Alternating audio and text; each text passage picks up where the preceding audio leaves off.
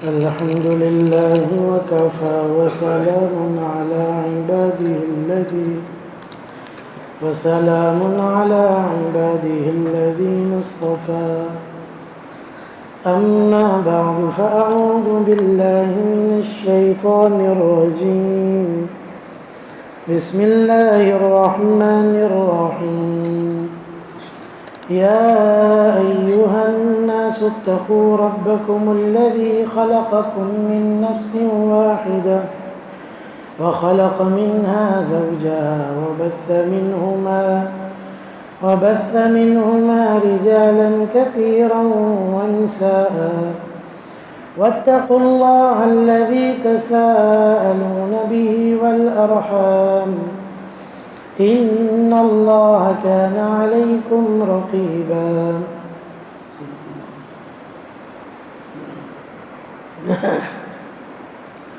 یہاں سے سورہ نساء کی ابتدا ہے. سورہ نساء یہ بھی مدنی صورت ہے. 176 آیتیں ہیں اس سورہ مبارکہ کے اندر اور 24 رکوع ہیں. سورہ مبارکہ مدنی ہے. کل کے درس میں سورہ آل عمران اس کو تقریباً مکمل کر دیا تھا. اگرچہ آج کی تراویح میں سورہ آل عمران کا بھی حصہ پڑھا گیا اور سورہ نساء میں سے بھی حصہ پڑھا گیا. ابھی یہ صورت ویسے مکمل نہیں ہوئی ہے، لیکن کوشش یہ کریں گے جو اس سورہ مبارکہ کے منتخب مضامین اس کا خلاصہ آج کے درس میں عرض کرتے ہیں. 2 صورتیں اس سے پہلے سورہ بقرہ اور سورہ آل عمران. عام طور پہ یہ کہا جاتا ہے ان دونوں صورتوں کے اندر زیادہ تر اصولی چیزوں کو بیان کیا گیا، اصولوں کو بیان کیا گیا، اور ان اصولوں کے ذیل میں جو ہے فروعی مسائل کو بھی بیان کیا گیا. اور اس کے بعد سورہ نساء اور سورہ مائدہ جو اس کے بعد سورہ مبارکہ ہے، اس میں زیادہ تر فروعی مسائل کو بیان کیا گیا اور اس کے ذیل میں اصولی مسائل بھی بیان کیے. اصول سے مراد یہ توحید، رسالت، آخرت اور پچھلے جو ہے وہ قوموں کے انبیاء کے حالات. تو زیادہ تر اس سورہ مبارکہ کے اندر فروعی مسائل ہیں. سورہ نساء میں پچھلی صورت کے اندر یعنی سورہ آل عمران میں تو یہ بات ذکر کی گئی اس میں کہ یہ 2 غزوات کا ذکر آیا، غزوہ بدر کا اور غزوہ احد کا. اور ان دونوں غزوات کے نتیجے میں خاص طور پہ جو غزوہ احد کا واقعہ پیش آیا، اس میں تو 70 صحابہ شہید ہوئے، اور غزوہ بدر میں بھی کچھ صحابہ شہید ہوئے تھے، اور ایسے ہی کچھ فطری اموات یہ بھی ہونے لگی. تو بہرحال ایک مسئلہ یہاں پر پیش آیا اس کے اندر یتیموں سے متعلق، یعنی اب جن کے والد شہید ہو گئے یا انتقال ہو گیا، اب جو بچے یتیم ہو گئے، جو بچیاں یتیم ہو گئیں، ان سے متعلق حقوق یہاں اس سورہ مبارکہ کے اندر بیان کیے گئے. اور اس کے ساتھ اور بھی بہت سے مسائل ہیں. ایک بنیادی چیز اس سورہ مبارکہ کے خلاصے میں اور ابتدائیے میں یہ بات بھی سمجھ لیں کہ ہجرت کے بعد مسلمان جب یہاں مدینے کے اندر آ گئے اور ایک اگرچہ چھوٹی سی لیکن ایک اسلامی ریاست کا قیام ہو گیا. اب یہاں اس کے ساتھ اب ہر چیز کے لیے جو ہے وہ اصول چاہیے تھے، قوانین چاہیے تھے، طریقہ کار چاہیے تھا، جس کے اندر عبادات بھی ہیں، معاملات بھی ہیں، معاشرت بھی ہے. اب ان ساری چیزوں سے متعلق جو طریقہ کار ہونا چاہیے، مستقل ایک جو طرز زندگی ہو، اس کے لیے احکامات اور قوانین چاہیے. تو فرمایا اس سورہ مبارکہ سے انہی چیزوں کو بیان کرنا شروع کیا کہ معاشرتی زندگی کیسی ہوگی، اور اس معاشرتی زندگی کے اندر کہ یہ زندگی مضبوط ہو اور معاشرہ مضبوط ہو. فرمایا اس کے لیے ہر ایک کی گھریلو اور انفرادی جو خاندانی زندگی ہے، خاندان کی زندگی، اس کا اچھا ہونا اور اس کا صحیح ہونا بہت ضروری ہے. اگر ایک گھرانہ اچھا ہوگا تو پھر اس کے ساتھ ساتھ آہستہ آہستہ پورا معاشرہ کیا ہوگا؟ صحیح ہوگا. تو ابتدا کیونکہ اپنے آپ سے ہوگی، اپنے گھر والوں سے ہوگی، جیسے قرآن کریم میں فرمایا قوا انفسکم واہلیکم نارا،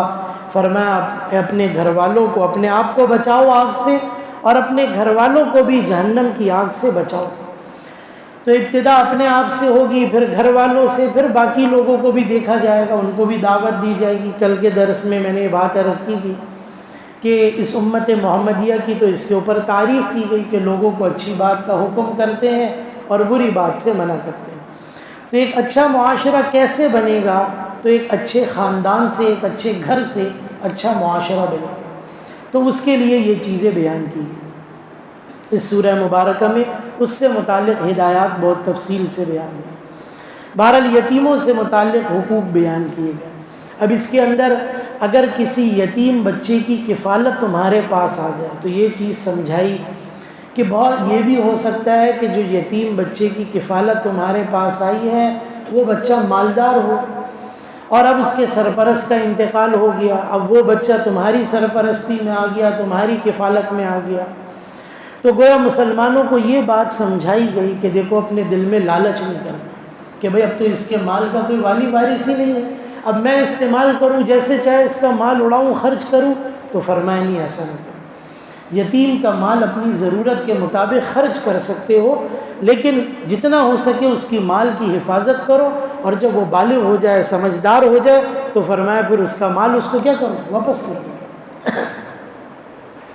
ایسے ایک یہ بھی چیز اس میں ہو سکتی ہے کہ کوئی یتیم بچی کی کفالت تمہارے پاس آ جائے، بچی خوبصورت ہے، اب تم یہ سوچو کہ بھئی اس بچی کی ابھی کفالت میں کر لوں، جب یہ بالغہ ہو جائے گی، بڑی ہو جائے گی تو میں اس سے نکاح کر لوں گا، مجھ سے کون پوچھنے والا ہے اس کے لیے۔ تو فرمایا یہ لالچ بھی تمہارے دل کے اندر نہیں ہونی چاہیے۔ تو اس طرح کا کوئی بھی یعنی انفرادی تقاضا اگر تمہارے دل میں ہے، کوئی ایسی خواہش دل کے اندر ہے، مال کی ہو یا کسی اور چیز کی، تو فرمایا یہ سوچ کر یتیم کی کفالت نہ کرو،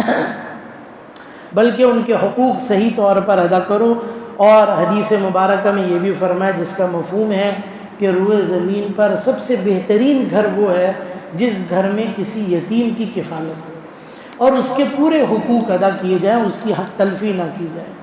تو ایک تو یہ چیز یہاں پر بیان کی گئی سورہ مبارکہ میں، کیونکہ وہی میں نے کہا یہ دو غزوات کا ذکر تھا، اس کے بعد یہ بڑی چیز اہمیت رکھتی ہے۔ دوسرا کیونکہ اس سورت کا نام ہی سورہ نساء ہے، عورتوں کے حقوق، ان سے متعلق چیزیں بیان کی گئی، تو عورتوں کے حقوق بھی بیان کیے گئے۔ اس میں ایک یہ بھی چیز سامنے آ گئی کہ عورتیں اگر بیوہ ہو گئی ہیں، سیدنا ان کے شوہروں کا انتقال ہو گیا یا وہ شہید ہو گئے یا وہ شہید ہو گئے ان کے شوہر، تو فرمایا جو پھر ان کا حق ہے ان کے حقوق کا بھی خیال کرنا چاہیے۔ اس سے متعلق اسی کی ذیل میں اور بھی احکامات اس کے اندر بیان کر دی۔ اس میں ایک بڑا اہم اور بنیادی مسئلہ بیان کیا وراثت کا اس سورہ مبارکہ کے اندر۔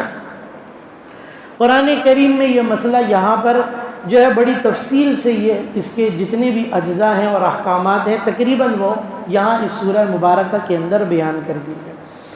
کہ وراثت سے متعلق یہ چیز بھی بیان فرما دی کہ دیکھو اس سے متعلق اللہ سے ڈرو اور جس وارث کا جو حق ہے وہ اس کو دے دینا چاہیے، اور جو جس وارث کا حق بنتا ہے وہ بھی یہاں اس کو بیان کر دیا گیا۔ اب اس کے اندر یہ کہ جو وراثت کے ضابطے بیان کیے گئے، اس کے ضمن میں ایک تو یہ چیز بیان کر دی کہ دیکھو اس کے اندر ایک یہ بات تمہارے دل میں آ سکتی ہے کہ مثال کے طور پہ جب والد کا انتقال ہو گیا، وراثت بھائی کے ہاتھ میں آ گئی، اب اس کے ذمے ہے یا بھائیوں کے ہاتھ میں آ گئی تو ان کے ذمے ہے کہ اپنا بھی حق لیں اور ایسے ہی اپنی بہنوں کا بھی حق ادا کریں۔ تو بہت ممکن ہے کہ کوئی بہن تمہاری ایسی ہو جو مالی طور پر مضبوط ہو کہ اس کا شوہر اچھا کماتا ہے، اس کے پاس اچھے پیسے ہیں، اس کے پاس دنیاوی وسائل اچھے موجود ہیں، تو وہ مالدار ہے، وہ مضبوط ہے۔ اور کوئی بہن ایسی ہے جو مالی طور پر کمزور ہے، اس کا شوہر اچھا، اس کی آمدنی اتنی اچھی نہیں ہے۔ اب تم یہ سوچو کہ بھئی یہ فلاں بہن یہ تو مالدار ہے تو اس کو کم دے دیتے ہیں، اور جو بہن جو ہے کمزور ہے مالی طور پر اس کو زیادہ دے دیتے ہیں۔ تو ایک تو یہ چیز سمجھا دی کہ یہ تم اپنی مرضی سے تقسیم نہیں کر سکتے، جو تقسیم قرآن میں بیان کر دی گئی، اللہ نے بیان کر دی، ویسے ہی وراثت تقسیم ہوگی۔ یہ غریب ہے، یہ مالدار ہے، اس کو ضرورت ہے، اس کو ضرورت نہیں ہے، یہ سوچ کر وراثت تقسیم نہیں کی جائے گی اس کے اندر اس نے ایک یہ چیز بیان کر دی، یعنی اشارت ایسی ایک یہ بھی چیز اس میں سمجھنے کی ہے کہ مثال کے طور پر جب آپ کے بہن کی شادی ہوئی تب آپ کے والد نے جو ہے اس کو جہیز دیا، اس کو چیزیں دی، سین اس کے اندر سونا بھی ہے، اس میں استعمال کی چیزیں بھی ہیں، تو بہرحال جہیز دیا گیا، اچھی رقم اس کے اوپر خرچ کی گئی۔ اب آپ یہ سوچیں انتقال کے بعد والد کے اب یہ وراثت دینی ہے تو بھائی بہن کو تو میں نے تو کوئی ایسی رقم اپنے والد سے نہیں لی، صحیح، اور بہت ممکن ہے کہ لڑکا یہ بھی کہہ سکتا ہے، بھائی یہ بھی کہہ سکتا ہے کہ بھائی میں نے تو شادی بھی اپنے پیسوں سے کی تھی، میں نے تو اپنا مال لگایا تھا، جبکہ بہن کی شادی ہوئی تھی تو سارا خرچ کس نے کیا تھا؟ ابا نے کیا، ساری چیزیں سارے اخراجات ابا نے اٹھائے، چیزیں بھی دی، تو یہ چیزیں دی، تو گویا اب جب وراثت تقسیم کی جائے تو وہ رقم جو جہیز پر خرچ کی گئی وہ نکال لینی چاہیے، وہ تو میرے حصے میں آنی چاہیے کیونکہ میں نے ایسی کوئی چیز خرچ نہیں کی۔ تو فرمایا نہیں، یہ بھی نہیں ہوگا، وراثت تو انتقال کے بعد تقسیم ہوگی، اور وہی میں نے کہا جیسا ضابطہ بیان کر دیا گیا اسی ضابطے کے مطابق فرمایا کہ اس چیز کو خرچ کیا جائے گا اور ایسی وراثت تقسیم کی جائے گی۔ فرمایا یہ چیز ایسی 5ویں پارے کے شروع میں جو یہ سورہ نساء کے بعد سورہ نساء کی پہلی آیت جو ہے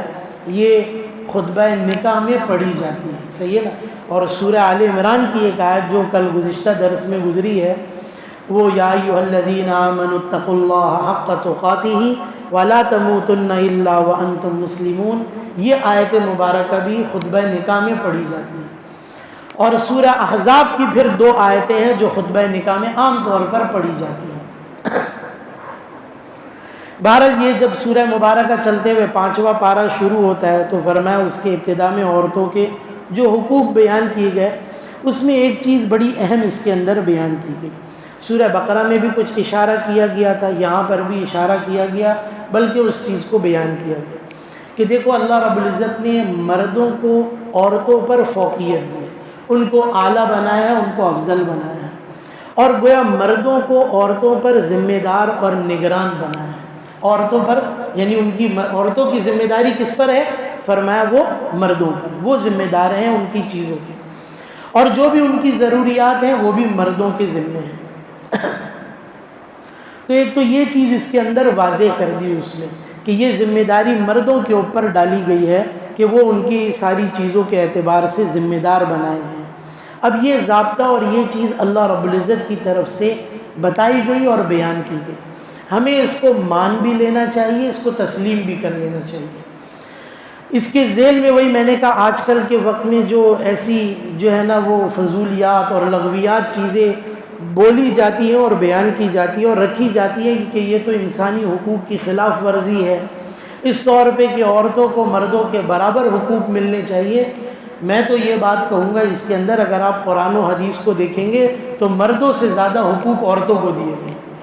صحیح نا، ان کا جیسے تحفظ کیا گیا، صحیح، ان کی ذمہ داریاں جیسے مردوں کو دی گئی، فرمایا ایسی چیزیں مردوں کے لیے ایسی چیزیں بیان نہیں کی گئی۔ مسئلہ یہ ہے کہ نہ ہم نے ان چیزوں کو پڑھا ہے نہ ان چیزوں کو سمجھا ہے۔ تو بہرحال یہ چیز سمجھنے کی ہے اس کے اندر، اور وہ جو چیز بیان کی جا رہی ہے یا بتائی جا رہی ہے کہ عورتوں کی حق تلفی کی جا رہی ہے، بالکل سراسر غلط ہے۔ ورنہ قرآن کریم میں یوں تفصیلی صورت کا نازل کرنا اور اتنے تفصیل سے احکامات کو بیان کرنا اور پھر ان چیزوں کے اندر ڈرانا بھی، جو یہ وراثت کا مسئلہ ہے اس میں بھی فرمایا تلک حدود اللہ، فرمائی اللہ کے بیان کردہ حدود ہیں، اس میں جو ہے نا حق سے اور جو ہے نا اصول سے تجاوز کرنے کی ضرورت نہیں، ورنہ اللہ کی طرف سے پکڑ ہوگی اس میں۔ تو فرمایا کہ ایک تو اس چیز کو ہمیں سمجھ جانا چاہیے اس میں۔ اب اس کے اندر عورتوں کی کیونکہ نگران ہیں، ذمہ دار ہیں، تو فرمایا کہ معاشرتی زندگی کے اندر مرد عورت جب ساتھ رہیں گے تو غلطی مرد سے بھی ہو سکتی ہے، عورت سے بھی ہو سکتی ہے۔ اب کیونکہ عورت کی ذمہ داری مرد پر دی گئی تو فرمایا اگر عورت سے کوئی غلطی ہوتی ہے، کوئی ایسی چیز اس سے صادر ہو جاتی ہے تو فرمایا اب اس کے اندر مرد جو ہے وہ عورت کو مار بھی سکتا ہے۔ یہ چیز یہاں پر بیان ہوئی ہے۔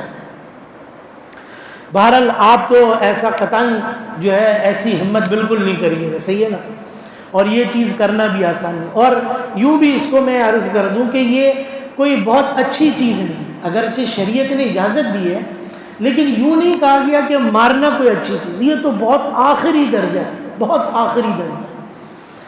اور پھر جہاں ایسی چیزیں بیان کی گئی ہیں تو وہاں یہ بھی بتایا گیا کہ مار کیسی ہوگی، صحیح ہے نا، بچوں کو بھی جو تنبیہاً ہم نے مارنا ہے تو یہ بھی بتایا کہ مار کیسی ہونی چاہیے، صحیح ہے۔ اس کے اندر بھی یہ کہ ایسی مار نہ ہو جس سے جسم پر نشان پڑ جائے، تنبیہ کرنا مقصود ہے۔ چہرے پر مارنے سے منع کیا حدیث مبارک کہ یہ جسم کا اعلیٰ اشرف حصہ ہے، فرمایا اس پر بھی مارنے سے منع کیا، بچوں کو بھی نہیں مارنا چاہیے چہرے پر۔ تو یہ چیز تنبیہاً ہونی چاہیے اس کے اندر باہر، تو یہ بالکل آخری درجہ ہے اس کے اندر۔ لیکن وہی میں نے کہا کہ یہ اچھی چیز نہیں کہی، اس سے پہلے اور بھی چیزیں ہیں۔ اور کیا چیزیں ہیں کہ اگر کوئی غلطی ہوتی ہے، کوئی ایسی بات ہوتی ہے تو تنبیہ کے لیے کیا کرو، صحیح ہے نا، ان سے ناراضگی کا اظہار کرو، ان سے بات چیت بند کر دو، صحیح ہے، بستر علیحدہ کر لو۔ تو بہرحال وہی میں نے کہا کچھ چیزیں تو ایسی ہیں کہ اب ایسی اصل احساس دلانا مقصود ہے۔ یہ چیز عورتیں بھی کر سکتی ہیں بھئی، شوہروں کے ساتھ اگر کوئی غلطی ہوئی ہے اپنے شوہر کو اور مردوں کو احساس دلانا چاہتی ہیں تو کوئی ایسی چیز کر سکتی ہے جس سے مردوں کو بھی احساس ہو جائے، ایسی مرد بھی کوئی ایسی چیز کرے جس سے عورتوں کو احساس ہو جائے کہ ہاں بھی میں نے غلطی کی ہے، اور گویا اس سے توبہ کر لیں، معافی مانگ لیں، آئندہ غلطی سے احتیاط کریں اس کے اندر اس میں۔ تو یہ چیزیں بھی اس سے پہلے، مار سے پہلے یہ چیزیں۔ لیکن اس کے ذیل میں ایک اور بڑی اہم چیز بیان کی گئی ہے جو ہم اکثر نظر انداز کرتے ہیں اور جس کی وجہ سے پھر یہ غلطیاں ہوتی ہیں، پھر ایسے مسائل معاشرتی زندگی میں پیش آتے ہیں۔ وہ کیا چیز ہے جو یہاں قرآن کریم میں بیان کی گئی اشارتاً، وہ یہ ہے کہ مرد جب ذمہ دار ہے عورتوں کا تو فرمایا کہ وہ صرف ان کی دنیاوی چیزوں کا ذمہ دار نہیں ہے کہ اس کو کپڑے دے، اس کو کھانا دے، اس کو گھر دے، اس کے لیے سواری کا انتظام، صحیح نا، خالی یہ چیزیں اس کے ذمے نہیں ہیں، بلکہ مردوں کے ذمے یہ ہے کہ ان عورتوں کی اچھی تربیت بھی کریں، ان کو نصیحت بھی کریں، ان کو دین کی باتیں سمجھائیں گے۔ اب وہی میں نے کہا باقی چیزیں ہو جاتی ہیں لیکن ہم اس کا اہتمام نہیں کرتے، اور میں یہ بات اکثر عرض کر چکا اس کے اندر بھی، جمعے کے اندر بھی، کہ ہم لوگ تو ماشاءاللہ یہاں مسجدوں میں آ جاتے ہیں، مختلف دروس میں شرکت کر لیتے ہیں، بیانات میں سن لیتے ہیں جمعے والے دن اور مواقع کے اوپر، لیکن ہماری گھر کی مستورات ان چیزوں سے ناواقف ہوتی ہیں، اکثر ان کو ان چیزوں کے بارے میں پتہ نہیں ہوتا، دین کے بارے میں علم نہیں ہوتا۔ تو یہ مردوں کی ہی ذمہ داری، جیسے اس کے ذمے اس کو کپڑے لا کر دینا ہے، اس کو کھانا لا کر دینا ہے، اس کے گھر کا انتظام، رہنے کا انتظام، ایسے اس کی دین کی ذمہ داری بھی مرد کے اوپر ڈالی گئی کہ خود بھی یوں سیکھیں اور پھر ان کو بھی سکھانے کا اہتمام کریں۔ اس کے ذیل میں یہ بات بھی عرض کر دوں کہ الحمدللہ یہ تو اللہ کا بڑا فضل احسان ہے کہ یہاں مستورات ابھی بھی جس عمارت میں بیٹھی ہوئی ہیں اور تراویح پڑھ رہی ہیں یا سن رہی ہیں بات کو، وہاں بیان کو، یہ خلاصے کو، درس کو، تو الحمدللہ یہ بنات کا ہی مدرسہ ہے جہاں مستورات کی تعلیم ہوتی ہے۔ تو کتنا ہی اچھا ہو کہ ہم اپنے گھر کی مستورات کو تھوڑا وقت فارغ کر کے یہاں مدرسے میں بھیجیں۔ کس کے لیے؟ تو بھئی تھوڑا قرآن کریم پڑھنا سیکھ لیں، نماز سیکھ لیں۔ قرآن کریم کا میں یہ نہیں کہہ رہا ڈگریاں لیں، 2 سال پڑھے، 5 سال پڑھے، کوئی ضروری نہیں، کم از کم اپنا قرآن ٹھیک کر لیں، اپنی نماز ٹھیک کر لیں، قرآن کریم کو تفسیر سے پڑھ لیں، سن لیں، سمجھ لیں، تو کتنے فائدے کی چیز ہے۔ اپنی زندگی کے، روزمرہ کی زندگی کے ضروری مسائل سیکھ لیں، یہاں معلمات موجود ہیں، تو ہمیں تھوڑا سا وقت ان کو فارغ کر کے دینا چاہیے کہ بھئی وہ آئیں، پورے سال یہ 9 مہینے 10 مہینے الحمدللہ مدرسہ چلتا رہتا ہے، تو ہم اس کی ترتیب بھی بنائیں اس کے لیے۔ تو یہ مردوں کے ذمے ہے کہ ان کو نصیحت کریں، ان کو اچھی باتیں بتائیں۔ پھر اس کے اندر 2 چیزیں، ایک ہے مسائل کا علم، ظاہری سی بات ہے، اب نماز کے فرائض، واجبات، غسل کے فرائض، وضو کے فرائض، روزے کے مسائل، حج کے مسائل اور چیزوں کے، تو ایک تو مسائل کا علم ہے۔ سارے مسائل کا علم سب کے لیے حاصل کرنا، جاننا بہت مشکل ہے، اپنی ضرورت کے حساب سے لیکن چیزوں کو حاصل کریں، کوشش کریں۔ لیکن مسائل کا علم بھی جب ہوگا جب آدمی عمل تو کرے۔ اب آدمی نماز ہی نہیں پڑھ رہا تو اس کو مسائل سے کیا واسطہ؟ نماز ہی نہیں پڑھ رہی اگر ہماری گھر کی عورتیں تو ان کو اس سے کیا واسطہ کہ نماز میں کتنے فرائض ہیں، کتنے واجبات ہیں۔ تو اس کے اندر 2 چیزیں، ایک تو مسائل کا علم بھی ہونا چاہیے، لیکن وہ مسائل کے لیے جو اعمال کریں گے، صحیح ہے نا، جن کے لیے وہ مسائل سیکھنے ضروری ہیں، تو وہ اعمال کے جو فضائل ہیں ان کو بھی جو ہے ان کے سامنے بیان کیے گئے۔ اور اس کے لیے جیسے آپ مسجدوں میں دیکھتے ہوں گے تعلیم کے حلقے لگتے ہیں، فضائل اعمال کی تعلیم ہوتی ہے، ہم اپنے گھروں میں بھی ایسے ہی تعلیم کے حلقے لگائیں۔ صحیح نا، کوئی حدیث کی ترغیبی کتاب لے جس میں نماز کے فضائل، ذکر کے فضائل، قرآن کے فضائل، یہ چیزیں ہوں، ورنہ یہ فضائل اعمال کی صورت میں کتاب موجود ہے۔ ہم روز اپنے گھر کے اندر اس کی تعلیم کا اہتمام کریں، کبھی میں کر لوں سے، کبھی میرا بیٹا کر لے، کبھی بیٹی کر لے، کبھی اہلیہ کر لے، تھوڑی دیر، زیادہ نہیں، 5-10 منٹ۔ اور اس فضائل کے تعلیم سے کیا ہوگا؟ عمل کا شوق پیدا ہوگا۔ جب عمل کا شوق پیدا ہوگا تو اس عمل کے مسائل کو سیکھیں گے۔ جب نماز کا شوق پیدا ہوگا تو پھر سیکھیں گے بھئی نماز کیسے ٹھیک ہوگی، صحیح نا۔ جب تلاوت کا شوق پیدا ہوگا تو قرآن صحیح پڑھنے کی کوشش کریں گے۔ جب ذکر کا شوق پیدا ہوگا تو ذکر کو سیکھیں گے بھئی کون سا ذکر کس وقت میں کرنا چاہیے۔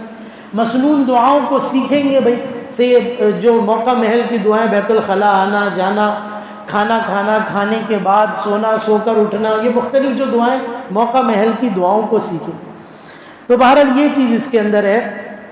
کہ فضائل اور مسائل دونوں کا علم ہونا چاہیے۔ ایسی فرمایا، دیکھو جب تم اجتماعی زندگی گزارو گے، جیسے ہماری معاشرتی زندگی ہے، تمہارے بھائی بہن، دیگر عزیز رشتہ دار، اس میں ایک چیز یہ ہو سکتی ہے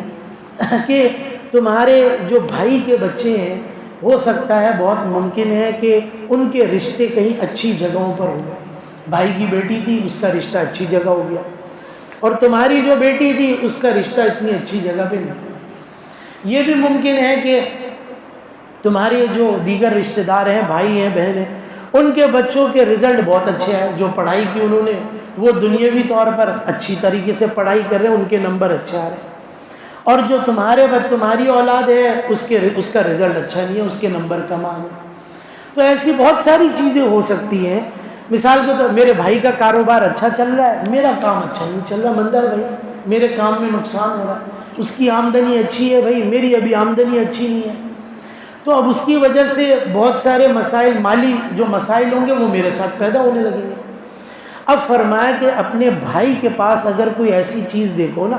کوئی ایسی مالی فراوانی ہے، کوئی خوشی کی چیز ہے، کوئی بھی اچھی چیز ہے، تو اپنے دلوں کے اندر حسد پیدا نہ کرو، اپنے دل چھوٹے نہ کرو، بلکہ یہاں یہ سمجھائے سورہ مبارکہ کے اندر کہ دیکھو یہ جو تمہارے بھائی کے پاس جو نعمت آئی ہے نا، وہ بھی ہم نے دی، اللہ نے دی، تو تم بھی کیا کرو؟ اللہ سے مانگو۔ تم بھی کیا کرو؟ پھر اللہ سے مانگو کہ اللہ جیسے اس کو یہ نعمتیں ملی ہیں مجھے بھی مل جائے۔ بھائی حسد کرنے سے کچھ نہیں ہوگا، اس سے تو تمہارا اپنا ہی نقصان ہوگا، صرف کڑتے رہو گے، غصے میں رہو گے، طبیعت میں گرانی رہے گی، اور تمہارا کام بھی نہیں بنے گا۔ اور گویا یہ حسد کرنا یہ شریعت میں بھی بری چیز ہے، گناہ کی چیز ہے،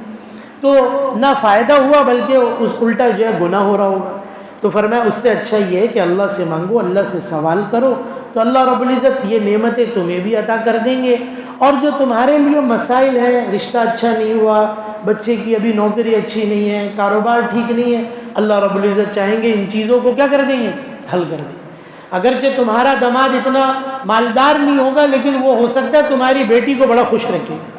تھوڑے پیسے میں کیا کرے گا، تمہاری بیٹی اس کے پاس بھی اچھی زندگی گزارے گی، خوشی سے زندگی گزارے، تو یہ بھی، اور اللہ رب العزت مال بھی دے سکتا ہے۔ منافقین کے احوال بیان کیے گئے اس سورہ مبارکہ کے اندر، قتل سے متعلق احکامات بیان کیے گئے۔ اگر قتل ہو جائے اور پھر یہ بھی چیز کہ قتل غلطی سے ہو گیا، یعنی یہ مسلمان کی شان نہیں ہے کہ وہ جان بوجھ کر اتنا بڑا گناہ کرے، کیونکہ قتل یہ کبیرہ گناہوں میں سے، غلطی سے قتل ہو گیا، ایکسیڈنٹ ہو گیا گاڑی سے، کسی اور صورت میں، تو اس صورت میں کیا کیا جائے، اس سے متعلق احکامات بیان کیے۔ نماز سے متعلق چیز بیان کی، نماز دیکھیں، اب فرمایا زکوٰۃ یہ تو مالداروں پر، اور پھر مال میں بھی جتنا مال ہوگا اگر نصاب کے برابر ہو تو 2.5% اس میں سے نکالیں گے۔ فرمایا روزہ بیمار ہو نہیں رکھو، مسافر ہو ٹھیک ہے نہیں رکھو، بعد میں رکھ لینا۔ حج اگر فرمایا کہ بھائی مال نہیں ہے تو حج بھی فرض نہیں ہے، ایسی بیماری میں بھی حج رک جائے گا۔ ویزا نہیں ہے تب بھی، مال ہے، صحت ہے، تم نے اپلائی کیا، ویزا نہیں لگا تو بھی حج نہیں ہے۔ لیکن فرمایا نماز تو ہر روز دن میں 5 مرتبہ ہر حال میں پڑھنی ہے، اور یہاں پر نماز خوف کا طریقہ بیان کر دیا کہ دیکھو جہاد کے اندر، دشمن سے لڑائی کے اندر، ایسے تو ہم نماز جب شروع کرتے تو ہم نے کہا اللہ اکبر، پھر ہم نے ادھر ادھر دیکھنا بھی چھوڑ دیا، بولنا بھی چھوڑ دیا، چل پھر نہیں سکتے، کچھ بھی کریں گے نماز ٹوٹ جائے گی۔ لیکن فرمایا اگر تم دشمن کے مقابلے پر ہو اور نماز کا وقت ہو گیا تو نماز اس حال میں بھی نہیں چھوڑو گے۔ تو بھئی نماز کو پڑھیں گے کیسے؟ تو شریعت نے طریقہ بیان کیا کہ اب نماز کو پڑھو گے کیسے، کہ کیا کرو اپنی 2 جماعتیں بنا لو، اور فرمایا ایک جماعت دشمن کے مقابلے پر رہے اور ایک جماعت نماز ادا کرے، اور پھر 1 رکعت کے بعد وہ دشمن کے مقابلے پر چلی جائے اور جو دشمن کے سامنے کھڑے ہوئے تھے وہ نماز میں آ جائے۔ یہ ایک طریقہ کار بیان کیا گیا، یعنی نماز میں اب تم چل پھر سکتے ہو، چلتے پھرتے ہوئے بھی تم کیا کرو، نماز پڑھو، نماز کسی صورت میں نہیں چھوڑنا۔ یہ بات ہمارے لیے واقعتاً سوچنے کی، میں بارہا یہ بات عرض کر چکا ہوں کہ یہ اہتمام کو بتانے والی چیز ہے کہ کسی حال میں معاف نہیں ہے۔ ہم معمولی سی عذر کی وجہ سے نماز کو چھوڑ دیتے ہیں، ترک کر دیتے ہیں۔ خود بھی اہتمام کرنا اور اپنے گھر والوں کو، اپنے بچوں کو بھی، بچیوں کو بھی، گھر میں مستورات کو بھی اہتمام کرنا، ان کو اس بات کی عادت ڈالیں مستورات کو کہ بھئی اذان ہوتے ہی کوشش کریں، کیا کریں، باقی ساری چیزوں کو چھوڑیں اور فوراً پہلے کیا کریں، نماز پڑھیں۔ باقی چیزیں گھر کے باقی کام کیا ہو جائیں گے، بعد میں ہو جائیں گے، پہلے نماز کو اہتمام سے پڑھ لیں۔ ایسے فرمایا مسلم معاشرے کے اندر جب تم رہو گے تو ہر مسلمان کے ظاہری اسلام کو اور ایمان کو قبول کرو گے، ان کے باطن کے پیچھے نہیں پڑو گے۔ ہوا یہ کہ ایک جماعت آپ علیہ السلام نے بھیجی، جس جگہ بھیجی وہاں اور مشرکین بھی تھے، دشمنوں سے مقابلہ ہوا۔ ایک شخص مسلمان تھا، اب جو منافقین تھے یا جو مشرکین تھے وہاں سے بھاگ بھی گئے کچھ لوگ۔ اب اس کو اس بات کا ڈر اور خوف نہیں تھا، کیونکہ اس کو یہ تھا میں مسلمان ہوں اور جو آئے ہوئے وہ میرے مسلمان بھائی ہیں، اس لیے نہ مجھے مال کا خوف نہ جان کا خوف۔ بہرحال جو مسلمانوں کی صحابہ کی جماعت آئی تھی ان کو نہیں پتا تھا کہ یہ مسلمان ہے۔ اب ہوا یہ کہ اس کو پکڑ لیا، اس کو مارنے لگے، قتل کرنے لگے، تو اس نے زور سے کلمہ پڑھا، لا الہ الا اللہ۔ اب صحابہ کرام نے سن لیا تو پھر بھی یہ سوچا اور یہ کہا کہ تم جان بچانے کے لیے اپنی جو ہے یہ کلمہ پڑھا تم نے، حقیقت میں تم مسلمان نہیں، اور اس کو کیا کر دیا، قتل کر دیا، وہ شہید ہو گیا بیچارہ۔ بہرحال اس کے بعد جب صحابہ کرام واپس آئے تو صحابہ کرام کی یہ عادت تھی کہ جو بھی بات ہوتی تھی نا وہ آپ علیہ السلام کو بتاتے تھے، اور یہ اگرچہ یہ بات ہوتی کہ آپ علیہ السلام کبھی ناراض بھی ہوتے، جیسے اس بات پہ بھی ناراض ہوئے، لیکن صحابہ کرام کو اس کی پرواہ نہیں تھی، بلکہ جو بات ہوتی سچ سچ آپ علیہ السلام کو بتاتے تھے۔ اس موقع کے اوپر بھی جب صحابہ کرام آئے تو آ کر صحابہ کرام نے کارگزاری سنی، سارے خبر دی، اور اس میں یہ بات بھی بیان کر دی اس میں کہ یہ واقعہ پیش آیا، یہ سامنے آیا، کلمہ بھی پڑھا، پھر بھی قتل کر دیا۔ تو آپ علیہ السلام نے بار بار اس کو کہا کہ کیا تم نے اس کا سینہ چیر کے دیکھا، تم نے اس کا دل دیکھا، تم نے کیسے فیصلہ کر لیا کہ وہ مسلمان نہیں؟ جب اس نے کلمہ پڑھ لیا تھا تو تمہیں اس کا اسلام قبول کر لینا چاہیے تھا، اور پھر اس کو قتل نہیں کرنا چاہیے تھا۔ آپ صلی اللہ علیہ وسلم نے اتنی ناراضگی کا اظہار کیا، اتنی ناراضگی کا، اور بار بار یہ بات کہتے رہے، وہ صحابی کہنے لگے کاش یہ عمل مجھ سے نہ ہوا، اتنی شرمندگی مجھے ہونے لگی یہ سن کر۔ تو بہرحال یہ کہا گیا کہ جو ہر مسلمان کا جو ظاہر ہے وہ قبول کیا جائے گا۔ اس کے ذیل میں یہ بات بھی عرض کر دوں جو ہمارے یہاں بہت ہے، اور سیاسی طور پر تو بہت زیادہ ہے، سیاسی بیان بازیوں میں یہ بھی چیز اب داخل ہو گئی ہے کہ یہ مسلمان ہے اور یہ مسلمان نہیں ہے۔ جس کو دل کرتا ہے اس کو کافر بنا دیتے ہیں، اس کو اسلام سے خارج کر دیتے ہیں، صحیح ہے، اس کو اور اس کے اوپر ایسے دیگر الزامات لگا دیتے ہیں۔ تو یہ چیز نہیں ہونی چاہیے، ظاہر کو دیکھ کر بہرحال اس کے اسلام کو قبول کر لینا چاہیے۔ بہرحال یہ واقعہ اس کے اندر بیان کر دیا گیا، اور صحابہ کرام کی یہ عادت کہ ہر ایک بات کو بیان کرنا اور اللہ کے رسول سے پوچھنا۔ گواہی کا مسئلہ یہاں پر بیان کیا گیا۔ مسلم معاشرے کے اندر ہوگے تو کبھی مختلف مسائل کے اندر تمہیں گواہیاں بھی دینی پڑیں گی، تو اس کے اندر یہ بھی چیز بیان کر دی کہ جب گواہی دو تو سچی گواہی دو، جو سچ ہے وہ بیان کرو، چاہے تمہارا اپنا نقصان ہو، تمہارے کسی اپنے کا نقصان ہو، تمہارے قوم اور قبیلے کا نقصان ہو، تم اس کی پرواہ نہ کرو، بلکہ جو سچ بات ہے، وہ جو حقیقت ہے، جو حق ہے، وہ تم بیان کر دو، نقصان کی پرواہ نہ کرو۔ یہ گویا اسلام کی اور مسلمان کی صفت بھی ہے اس کے اندر، اس میں کہ وہ کیا کرے گا، جب وہ گواہی دے گا تو سچی گواہی دے گا۔ بہرحال اس سورہ مبارکہ کے اندر چھٹا پارہ بھی شروع ہو جاتا ہے۔ اس سورہ مبارکہ کی تکمیل کر دوں، اور جو چھٹے پارے کے شروع میں جو چیز بیان کی گئی وہ خلاصتاً عرض کر دوں۔ کل بھی عرض کی تھی، کچھ بات رہ جائے گی تو کل انشاءاللہ عرض کر دوں گا۔ وہ عیسائیوں سے متعلق چیز بیان کی گئی۔ اس کے اندر جو کل بھی کہا کہ عیسائیوں کا دعویٰ اس طور پہ کہ حضرت عیسیٰ علیہ السلام نعوذ باللہ اللہ کے بیٹے ہیں، اور حضرت مریم علیہ السلام بھی اور حضرت عیسیٰ علیہ السلام بھی اللہ کے ساتھ یعنی خدائی میں شریک ہیں، جس کو قرآن میں کہا ثالث و ثلاثہ، تین خدائیں گویا، اور یہ چیز تو تقسیم ہوئی ہوئی ہے۔ تو گویا یہاں پر عیسائیوں کو یہ جواب دیا، عیسائیوں کو یہ بات کہی گئی کہ تم جس چیز کا دعویٰ کر رہے ہو اور جس شخصیت کے لیے دعویٰ کر رہے ہو، وہ شخصیت تو خود اس کا انکار کر رہی ہے۔ ان پر جو کتاب نازل ہوئی ہے انجیل، اگر تم اپنے دل پر ہاتھ رکھے بغیر تحریف یعنی تحریف شدہ نہ ہو، صحیح معنوں میں اگر تم اس کتاب کو پڑھو گے تو تمہارا دل خود گواہی دے گا کہ یہ بات تو انجیل کے اندر بھی نہیں ہے کہ حضرت عیسیٰ علیہ السلام نے کہا ہو کہ میں اللہ کا بیٹا ہوں اور میں اللہ کی ذات یا صفات میں شریک ہوں۔ ایسی تو کوئی بات انہوں نے نہیں کہی، اور نہ حضرت مریم نے کہی۔ گویا انہوں نے کوئی ایسا دعویٰ نہیں کیا جن کے متعلق تم یہ دعویٰ کر رہے ہو، تو فرمایا کہ تمہیں اپنی بات پر غور کرنا چاہیے۔ مختصراً عقیدہ عرض کر دوں، ہمارا عقیدہ یہ ہے کہ حضرت عیسیٰ علیہ السلام زندہ آسمانوں پر اٹھا لیے ہیں اور دوسرے آسمان پر زندہ ہیں اپنے جسم کے ساتھ اور روح کے ساتھ۔ اللہ رب العزت کی قدرت، اب کیسے زندہ ہیں، کھانا پینا کیسے، وہ چیزیں کیسے ہوں گی، وہاں تو ہوا نہیں ہے، آکسیجن کے، وہ اللہ رب العزت ماں کے پیٹ میں رکھ سکتا ہے تو وہ وہاں پر بھی رکھ سکتا ہے۔ بہرحال یہ ہمارا عقیدہ، حضرت عیسیٰ علیہ السلام کو زندہ اٹھایا گیا، اور قیامت کے قریب حضرت عیسیٰ علیہ السلام دوبارہ آئیں گے اور آ کر آپ علیہ السلام کی شریعت پر عمل کریں گے، دین کا نفاذ کریں گے، اور جتنے فتنے ہوں گے ان سے، جیسے دجال ہے، ان سب چیزوں کو ختم کریں گے ان کو،